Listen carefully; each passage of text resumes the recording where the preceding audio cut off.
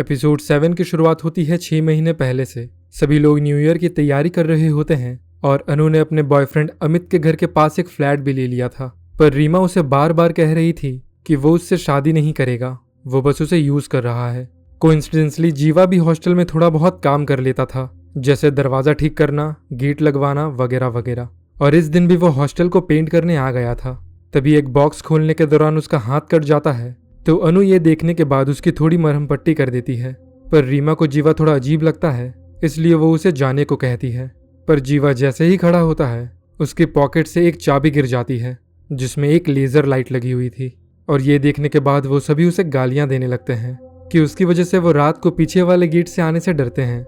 लेकिन जीवा को देखकर ऐसा लगता है कि उसे कोई फर्क नहीं पड़ता और वो रीमा से अपनी चाबी छीनने लगता है, तो वो उसे एक जोर का थप्पड़ मारती है, जिसके बाद जीवा गुस्से में सभी को आर कहकर चला जाता है।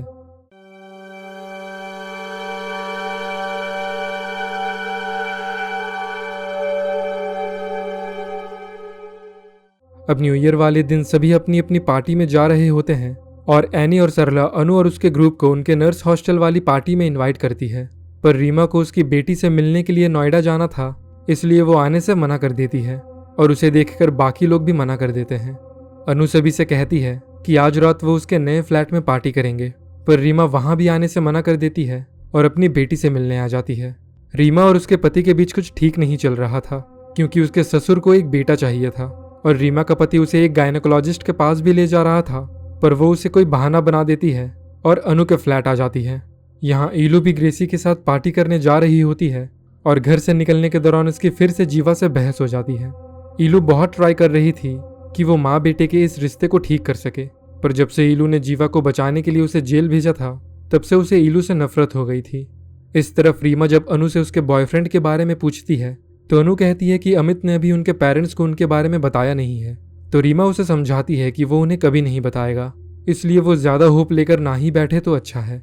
थोड़ी देर बाद लाना, निकी और कोमल भी आ जाते हैं और बाहर मोमो लेते समय उन्हें कुछ लड़के छेड़ने लगते हैं, जिनमें से एक लड़का कोमल को पहचान लेता है, क्योंकि वो पहले पैसों के लिए वैसे काम करती थी। अब उनकी पार्टी शुरू भी नहीं हुई थी कि वहां लैंडलॉर्ड का बेटा सनी और उसके कुछ दोस्त आ जाते हैं और साथ में पार्टी करने के लिए उन्हें फोर्स करने लगते हैं। जिसके बाद उनमें से एक लड़का कोमल के बारे में उल्टी सीधी बात करता है, तो निकी उन्हें बाहर करने लगती है और उनमें लड़ाई हो जाती है। तभी वहां लैंडलॉर्ड भी आ जाता है और कहता है कि ये घर उसने फैमिली के लिए दिया था, तो उन्हें ये फ्लैट अभी खाली करना होगा। अमित पीछे से सब कुछ देख रहा होता है, पर वो कुछ करता नहीं है। सभी वापस हॉस्टल जाने लगते हैं, लेकिन अनु को अमित से बात करनी थी, इसलिए वो रुक जाती है।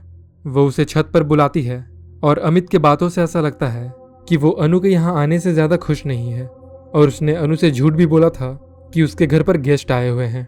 दरअसल अमित की आज एंगेजमेंट थी, जो वो अनु से छिपा रहा था। अब अनु ये जानने के बाद खुद पर ही गुस्सा करने लगती है कि उसने रीमा और बाकी अपने फ्रेंड्स की बात नहीं सुनी, जिसके बाद वो भी रोती हुई चली जाती है। यहाँ हॉस्टल के बाहर जीवा और बब्बन बैठकर पी रहे होते हैं, जहाँ जीवा हॉस्टल की लड़कियां और अपनी माँ के बारे में उल्टा सीधा बोल रहा था, तो बब्बन किसी मुसीबत में ना फंस जाए, इसलिए वो चला जाता है। अब जीवा पूरे नशे में होता है और तभी उसे अपनी पॉकेट में हकीम की वो दवा मिलती है जिसे उसने चुरा लिया था। तो जीवा बिना सोचे उसे पी लेता है और उसी समय वहां अनु भी आ जाती है और हॉस्टल में जाने लगती है। अब जीवा जैसे ही उसे देखता है, उस पर फिर से लेजर मारने लगता है।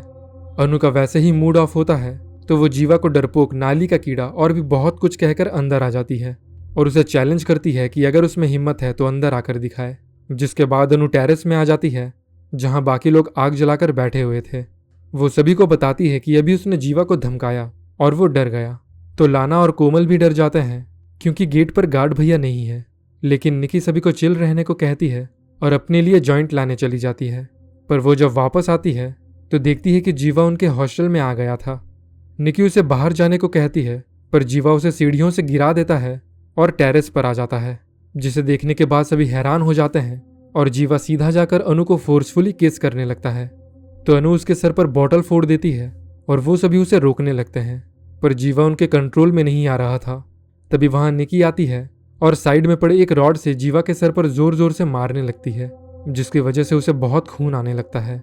रीमा जब गार्ड को बुलाने नीचे जा रही होती है, तो जीवा उनसे कहता है कि कभी न कभी तो वो बाहर निकलेगी, तभी वो उनके साथ वही करेगा जो दिल्ली में रॉड के साथ उस दिन बस में हुआ था। तो ये सब सुनने के बाद रीमा अपना आपा खो बैठती है और गुस्से में जीवा पर जोर से जली हुई लकड़ी दे मारती है, जिसके बाद वो जलकर तड़पने लगता है।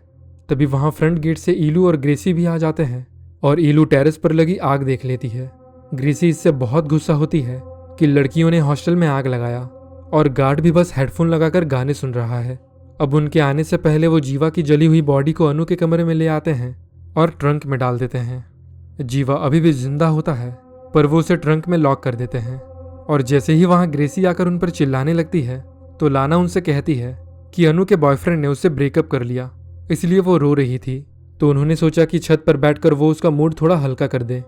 ग्रेसी और ईलू ने इतनी ज्यादा पी ली थी कि वो लाना से ज्यादा बहस नहीं करते और अपने कमरे में जाकर सो जाते हैं। अब उनके जाने के कुछ ही देर बाद वो ग्रेसी की कार लेते हैं और जीवा की बॉडी को जाकर नदी में फेंक देते हैं। अब आते हैं प्रेजेंट में। ईलू हकीम को अपने घर बुलाती है और उससे भीख मांगती है कि वो उसे जीवा से एक बार बात करवा दे, पर हकीम ईलू से कहता है कि उसके पास ज्यादा समय नहीं है, तो पहले वो उसे वो लड़की लाकर दे जो उस कमरे में रहती है। आशा करता हूँ कि आपको ये वीडियो पसंद आई होगी। ऐसे ही और भी वीडियोस देखने के लिए सब्सक्राइब कीजिए हॉरर फोबिया को।